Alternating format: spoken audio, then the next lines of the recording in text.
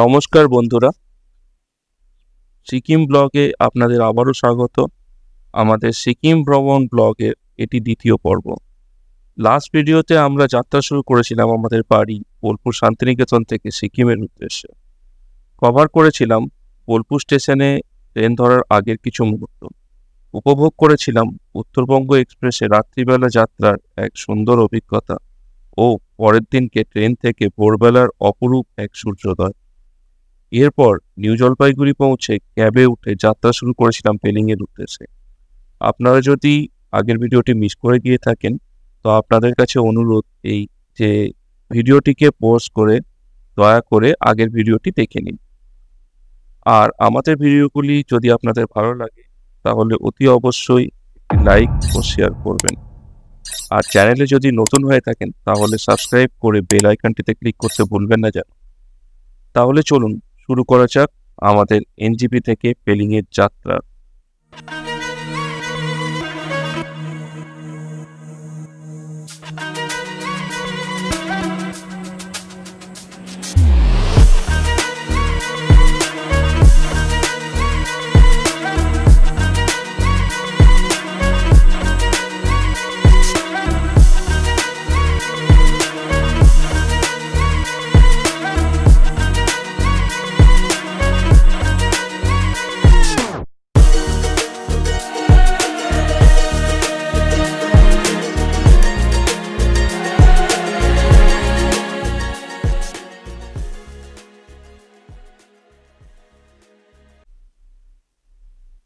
NJP থেকে সিকিমের দূরত্ব প্রায় 130 কিলোমিটার এবং পাহাড়ি আঁকাবাঁকা পথে সময় লাগে প্রায় 5 ঘন্টা মতো। এনজেপি থেকে সেবক রোড ধরে তিস্তা বাজার হয়ে সিকিম যাওয়ার রাস্তা। এই রাস্তাটি হলো 10 নম্বর জাতীয় সড়ক। সিকিমের মূল নদী তিস্তা এই জাতীয় সড়কের ধার বরাবর বয়ে গেছে। প্রায় প্রতি বছরই বর্ষায় এই তিস্তা নদী ভয়ানক রূপ ধারণ করে। শেষ 2 বছরে এই নদীতে বন্যার কারণে সিকিমে প্রচুর ক্ষয়ক্ষতি হয়েছে। জায়গায় জায়গায় ধস নামার কারণে এই জাতীয় সড়কটি বেশ কিছুদিন বন্ধ ছিল। এখন জনজীবন অনেকটাই স্বাভাবিক। যাই হোক, সেসব কথা থাক, ফিরে আসা যাক আমাদের যাত্রার মূল পর্বে। সেদিন সকাল সকাল ট্রেন থেকে নামার পর যেহেতু ড্রাইভার দাদা আমাদের জন্য আগে থেকেই অপেক্ষা করছিল, তাই স্টেশন থেকে বাইরে বেরিয়ে আর কিছু খাওয়া হয়নি।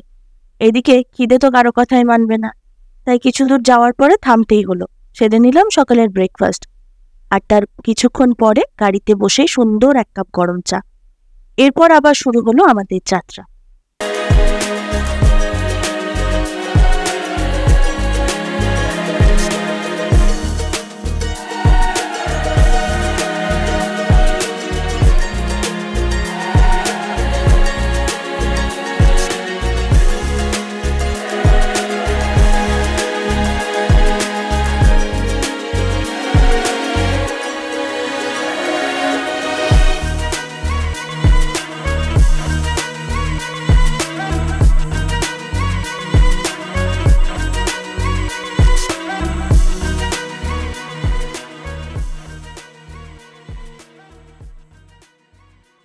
আমরা এখন এসে পৌঁছেছি পশ্চিমবঙ্গ ও সিকিমের মধ্যবর্তী সীমানায়।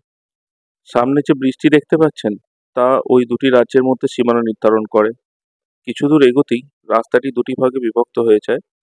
সোজা রাস্তাটি চলে যায় গ্যাংটকের দিকে, আর ডান দিকে যে রাস্তাটি দেখছেন ওই রাস্তাটি দিয়েই আমরা ওই বৃষ্টিতে উঠব এবং তিস্তা নদী পেরিয়ে পশ্চিম সিকিমে প্রবেশ করব। এখানে জাস্ট একটা ফর্মাল চেকিং হয় ও দু একটি প্রশ্ন করি গাড়ি পাস করে দেওয়া হয়। ভিডিও में कोई दिक्कत है क्या, प्रॉब्लम? कुछ नहीं टूरिस्ट बोलपुर। अभी हम लोग सिक्किम एंट्री किया, साउथ सिक्किम। আর এরই সাথে আমরা প্রবেশ করলাম সিকিম রাজ্যে। এক্ষেত্রে বলে রাখা ভালো, আপনারা যদি সিকিম ঘুরতে আসেন তাহলে চেষ্টা করবেন সিকিমের গাড়ি বুক করার, কারণ পশ্চিমবঙ্গের অনেক গাড়িকেই সিকিমে প্রবেশ করতে দেওয়া হয় না। আর ওয়েস্ট বেঙ্গলে যে গাড়িগুলির সিকিমে পারমিট আছে তাদেরও সব জায়গায় অ্যালাউ করা হয় না, তাই সিকিমের গাড়ি বুক করে আসাই শ্রেয়। अभी हम लोग नामची के लिए निकल रहे हैं। ये रास्ता सीधा जाके नामची, उसके बाद राबंग होके पेलिंग निकल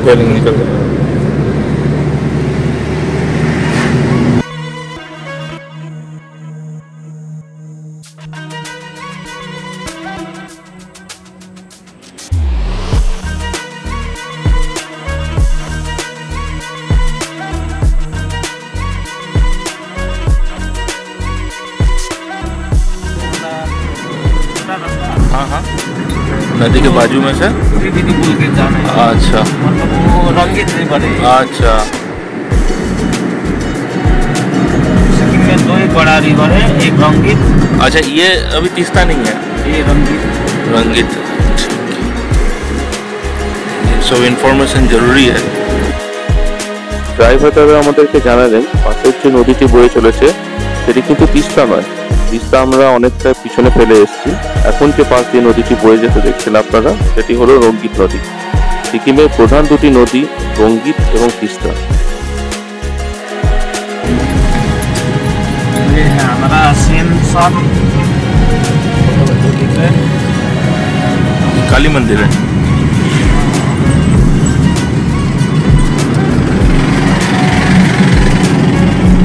तो यहाँ से बोटिंग होगा, बोटिंग। अच्छा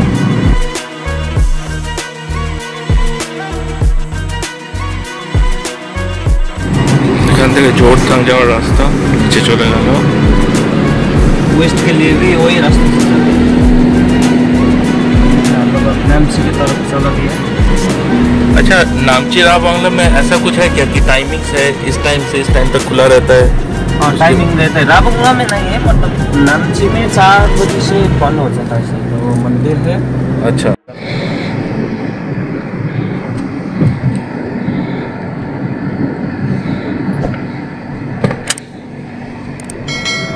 कैसा लग रहा है? बढ़िया बढ़िया है ना। कान में अभी लॉक लग रहा है पूरा एयर प्रेशर कम हो रहा है ना लंबा रास्ता है, फिर भी अच्छे से चलाना पड़ता है ना। हाँ कहाँ से कहाँ आप लोग कहाँ आदमी लोग हम लोग तो सिक्किम में घूमने आते हैं, तो हम लोग ही हड़बड़ी कर देता तो फिर वही तो क्या हो जाता ना, तो इसलिए सोच समझ के सबका खुश करके खुश बनाना पड़ता है ना। तो आप लोग एक दिन के लिए नहीं है ना, हर साल मतलब आते हैं तो हम लोग को मिस करते हैं ना। हाँ ये भाई अच्छा घुमा रहा, ये भाई अच्छा था, बिल्कुल बिल्कुल ये बोल के होता है ना। कोई तो हड़बड़ी कर देता है जल्दी जल्दी, ये नहीं होता है मतलब। लास्ट टाइम में जब दार्जिलिंग गए थे जो बंदा पिक करने आया था ना वो बहुत बढ़िया बंदा था देवा भाई बोल के तो क्या भाई? देवा भाई देवा, हाँ। तो और मतलब नेक्स्ट दिन जो ड्राइवर आया था वो मतलब बहुत गंदा था अच्छा ऐसा रहता है कभी कभी की, हाँ इसलिए मतलब हम लोग ही बस हम लोग आप लोग का खुश नहीं करते हैं, मतलब आप नहीं लोग भी हम लोग मतलब को गए थे टाइगर हिल देखने के लिए तो टाइगर हिल में मतलब बार बार बोले पर्सनल कार है ऊपर तक लेके चलना है तो वो नीचे छोड़ दिया और होटल से भी मतलब इतना दूर चला दिया ना मतलब होटल के दरवाजे तक कार आता है पर झूठ बोल दिया कि मतलब कार वहां तक जाएगा नहीं बोल के लगभग 1-1.5 किलोमीटर चलवा दिया मतलब सुबह कोई मॉर्निंग में हम लोग सब कुछ में थोड़ा कम खाते हैं, मतलब मसाला कम खाते हैं। हम लोग को सब कुछ में खाना खाते हैं है ना। और ये जो मोमो है ना हम लोग वहाँ पे जाके बहुत मिस करते हैं। हाँ मोमो हम लोग का सिक्किम में सबसे ज्यादा चलने वाला मोमो।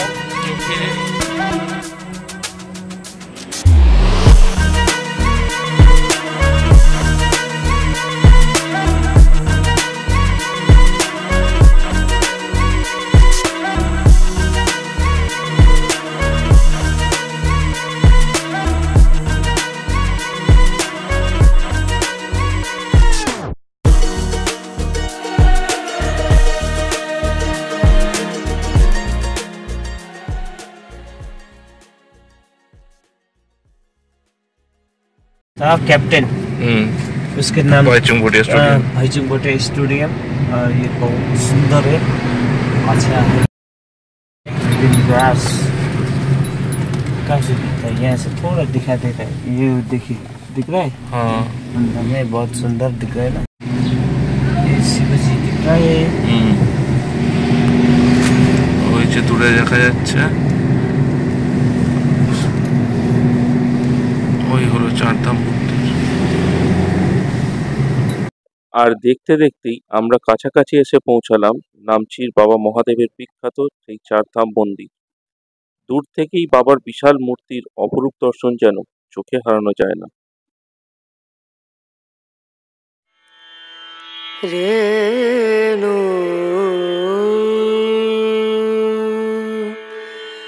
रना रना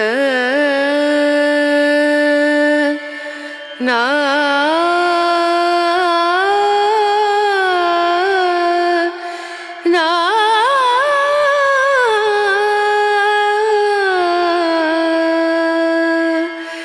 रेणु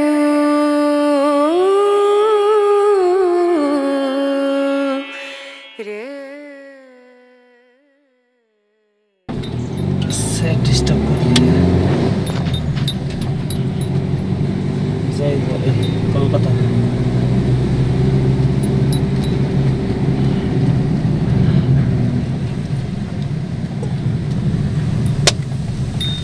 कोलकाता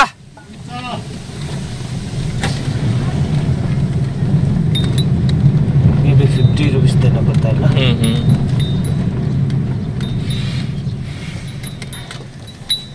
दिख रहा है ना। हाँ दिखा दिया। ये है चार धाम और बहुत सुंदर जगह है।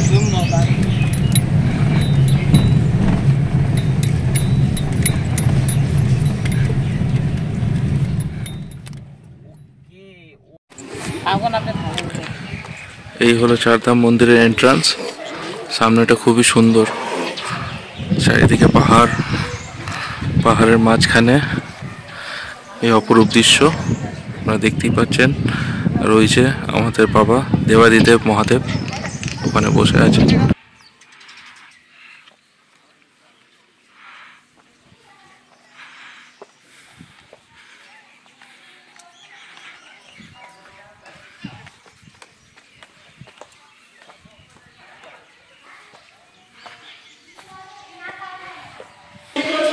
এটা হলো টিকিট কাউন্টার।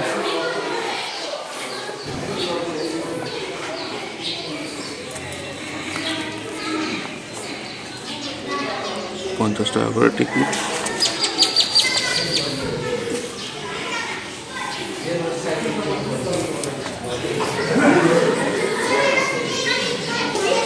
এই হলো টিকিট কাউন্টার।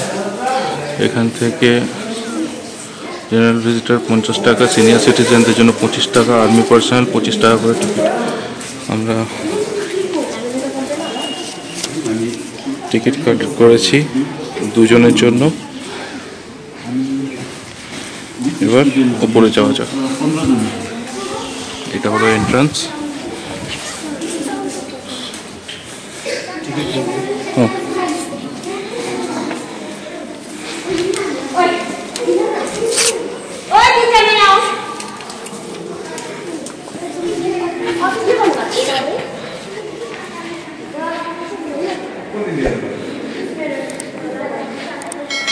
খুবই সুন্দর জায়গা। এখানে চারধামের 4টে স্ট্রাকচার করা আছে।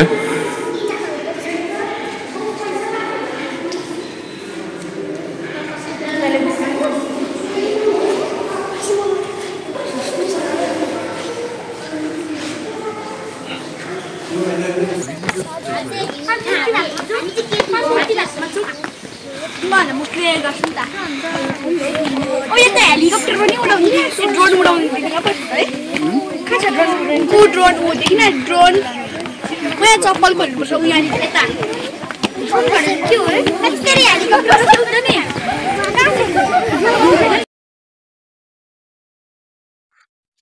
সিঁড়ি দিয়ে উপরে উঠে ডান দিকে ঘুরলেই জুতো রাখার কাউন্টার দেখতে পাবেন।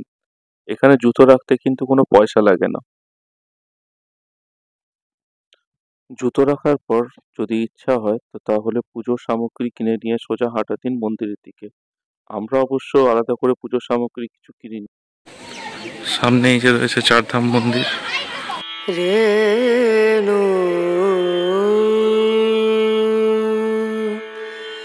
পিতৃতর্পণ স্থল। এটা হলো মন্দিরের এন্ট্রান্স, নন্দীশ্বর দ্বার।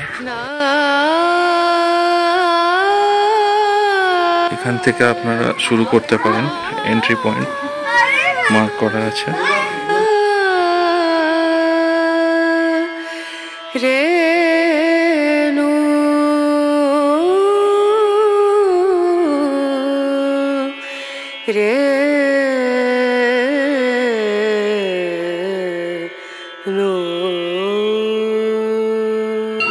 বদ্রীনাথ ধাম, এই হলো জগন্নাথ ধাম।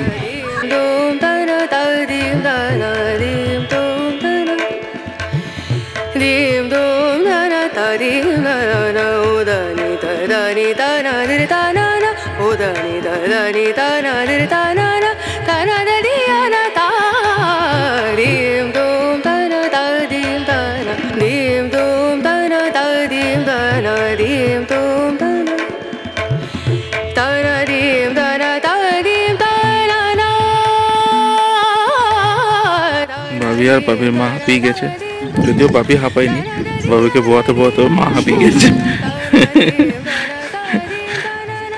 চলো, নেক্সট গন্তব্য হচ্ছে আমাদের তিরুপতি বালাজি।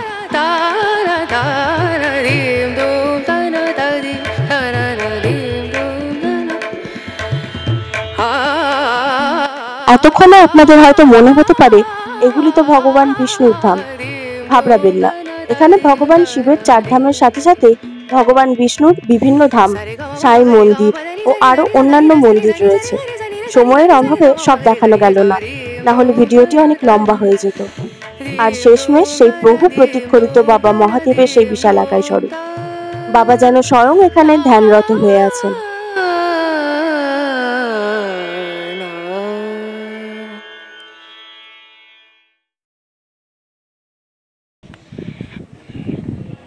এই হলো এক্সিটের রাস্তা 4 ধাম মন্দির থেকে।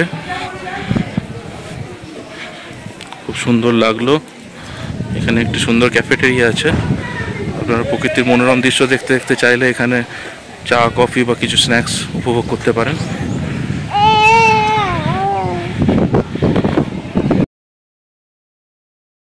মন্দির থেকে বেরিয়ে আমরা এখন চললাম টেমিটি গার্ডেনের দিকে। গাড়ি করে এই পাহাড়ি আঁকাবাঁকা পথ ধরে যেতে যেন বেশ লাগে। পাহাড় যেন চিরকালের এক শান্তির জায়গা। তবে প্রকৃতি ঘেরা এই সিকিমের মধ্যে এক বড় সমস্যা হলো পাহাড়ে নামা ধস।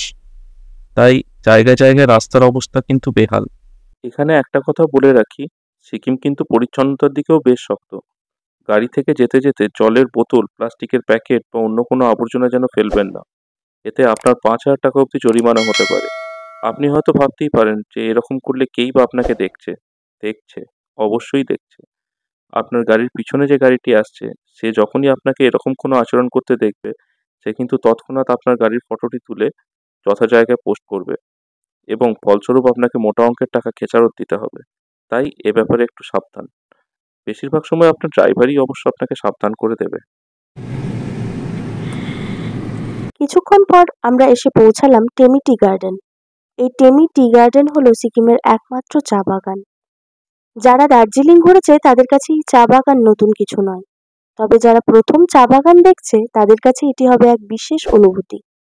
আমি নিজেও আগে চা বাগান দেখেছি বেশ কিছুবার, তবে এটা মানতেই হবে যে এই চা বাগানের একটা আলাদাই সৌন্দর্য আছে। তার উপর যদি হয় মেঘলা আবহাওয়া, তাহলে তো এই সৌন্দর্যের অনুভূতি ভাষায় বর্ণনা করা যায় না। এই চা বাগানটিতে প্রবেশ মূল্য জনপ্রতি 30 টাকা। গাড়ির জন্য আলাদা করে কোনো পার্কিং চার্জ লাগে না।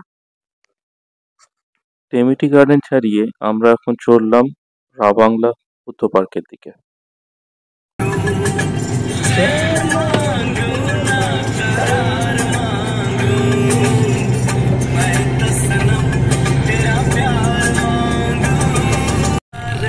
सामने रोडोडेंड्रन फूल, वो नीचे देखिए कितना डार्क दिख रहा है ना। देखिए इसका वाइन बना था।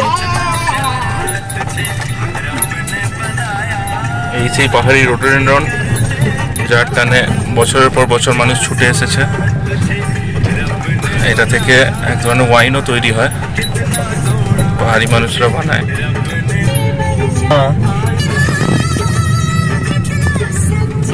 বাচ্চারা খেলা করছে। गवर्नमेंट स्कूल है यहाँ पे।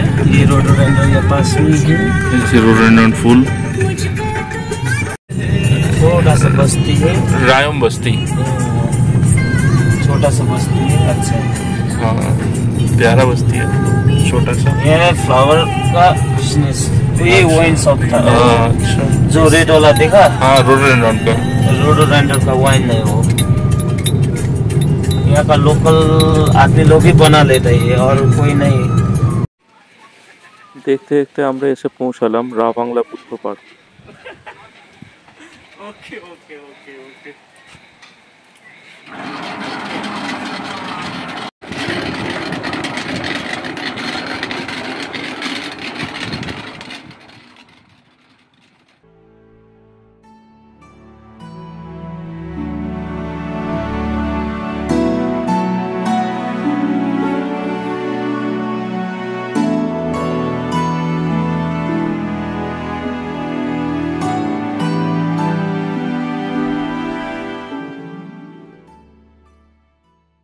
বন্ধুরা, আমরা এখন পৌঁছে গেছি রা বাংলা বুদ্ধ পার্ক। এখানে হলো টিকিট কাউন্টার, আপনারা দেখতেই পাচ্ছেন। সকাল 9টা থেকে সন্ধ্যে 6টা অবধি খোলা টিকিট কাউন্টার। টাইমটি খুব ইম্পর্টেন্ট, আপনারা মনে রাখবেন। সন্ধ্যে 6টার পর এলে কিন্তু আপনাদের আসাটা বৃথা হবে।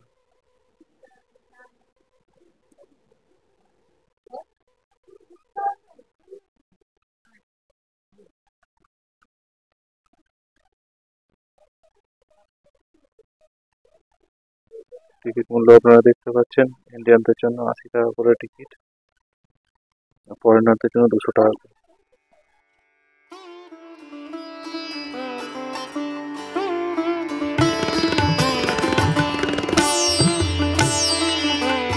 বন্ধুরা, এই হলো বুদ্ধ পার্কের 360 ডিগ্রি ভিউ।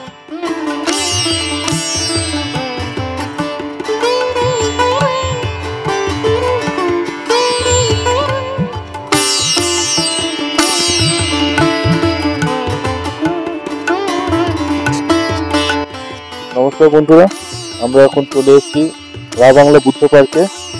সামনেই গৌতম বুদ্ধের মূর্তি, আর তার পাশে যেটা দেখতে পাচ্ছেন সেটা হলো রা বাংলাতে যদি কেউ থাকতে চান এই থাকার জায়গা। রা বাংলা পার্কের ভেতরে সুন্দর একটি হোটেল আছে, আপনারা এখানে থেকেও উপভোগ করতে পারেন। চারিদিকটা দেখতেই পাচ্ছেন, বুদ্ধের মন্ত্র চ্যান্টিং হচ্ছে, বুদ্ধং শরণং গচ্ছামি। এখানে বাচ্চাদের জন্য রাইডের ব্যবস্থা আছে, জাস্ট 100 টাকা করে দিয়ে বাচ্চাদেরকে আপনি এই যে ব্যাটারি চালিত গাড়িগুলো আছে এগুলো আপনি রাইড করাতে পারেন।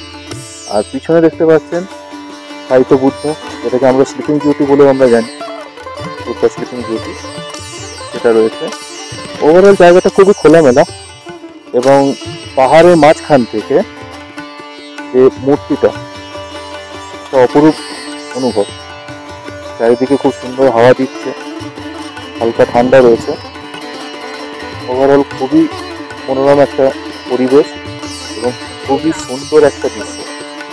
এবং এখানে আসার পর যেন একটা খুব পজিটিভ এনার্জি ফিল হয়। এই যে মন্ত্র চ্যান্টিংটা শোনা হচ্ছে বুদ্ধের মূর্তির সামনে, পাশে চারিদিকে একটা সুন্দর পরিবেশ, সবকিছু মিলিয়ে একটা খুবই পজিটিভ ফিল হবে আপনাদের এখানে এসে। তো কোনো কারণেই যদি আপনারা পেলিং, নামচি বা রা বাংলা ট্যুর করেন, তো রা বাংলার বুদ্ধ পার্কটা যেন কোনোভাবেই মিস করবেন না। Thank you. সেদিন বুদ্ধা পার্কের কাছে ওই হোটেলেই সেরে নিয়েছিলাম আমাদের লাঞ্চ। ঘড়িতে তখন দুপুর গড়িয়ে বিকাল প্রায় 4:30। লাঞ্চে নিয়েছিলাম নেপালি থালি। চিকেন থালির রেট নিয়েছিল 200 টাকা পার থালি। কথায় আছে জসমিন দেশে জদাচার, তাই পাহাড়ে এসে বরের ইচ্ছা মতোই নেওয়া হলো নেপালি থালি। অ্যাকচুয়ালি তেমন কোনো বেটার অপশনও ছিল না। এসব সেরে যখন রওনা দিলাম তখন ঘড়িতে বাজে প্রায় 5টা। পাহাড়ে তাড়াতাড়ি সন্ধে নামে, তাই আর দেরি না করে সোজা হোটেলের দিকে রওনা দিলাম। কি হলো, ভয় পেলেন নাকি? কি ভাবছেন, কোনো কয়লা খাদান নাকি লোহার খাদান? একদমই নয়, এটি হলো সিকিমের রাস্তা। তাই আবারও বলছি, যাদের অফরোডিং থেকে ভয় তারা ভুলেও যেন সিকিম আসবেন না। সিকিম শুধুমাত্র তাদেরই জন্য যারা পাহাড় ভালোবাসে, অফরোডিং করতে ভালোবাসে, আর ভালোবাসে আমাদের মতো ট্রাভেল ব্লগ বানাতে। ঘড়িতে বাজে প্রায় 6টা। চারিদিকে সন্ধে ঘনিয়ে আসছে। ড্রাইভার দাদার অনুরোধে শেষবারের মতো আমরা দাঁড়ালাম একটা ছোট্ট চা বিরতির জন্য। পরে অবশ্য বুঝলাম প্রস্তাবটা মন্দ ছিল না।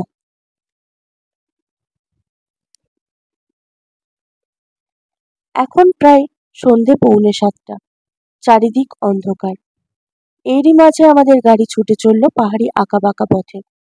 এ এক আলাদাই অনুভূতি। এরই মধ্যে হোটেল থেকে প্রায় 2বার ফোন এসেছে। একবার কখন আসছি জানতে, আর একবার ডিনারের অর্ডার নিতে। পাহাড়ের হোটেল। সন্ধে 7:30টায় শেষ অর্ডার নেওয়া হয়ে যায়। তাও আমাদের অনুরোধে ওরা ওয়েট করতে রাজি হলো। কাল রাত থেকে ট্রেন জার্নি, ঘুম নেই। তারপর আজ সারাদিনের ঘোরাফেরা, রেস্টও নেই। শরীর যেন এবার জবাব দিচ্ছে। এরই মাঝে যখন হোটেলের দেখা মিলল, তখন যেন নতুন করে জীবন ফিরে পেলাম। এবারের যাত্রায় আমাদের হোটেল ছিল হোটেল পেলিং ক্রেস্ট। এটি অবস্থিত আপার পেলিংয়ে। বেশ, আজকের মতো ব্লগটি এখানেই শেষ করছি। দেখা হচ্ছে পরের পর্বে।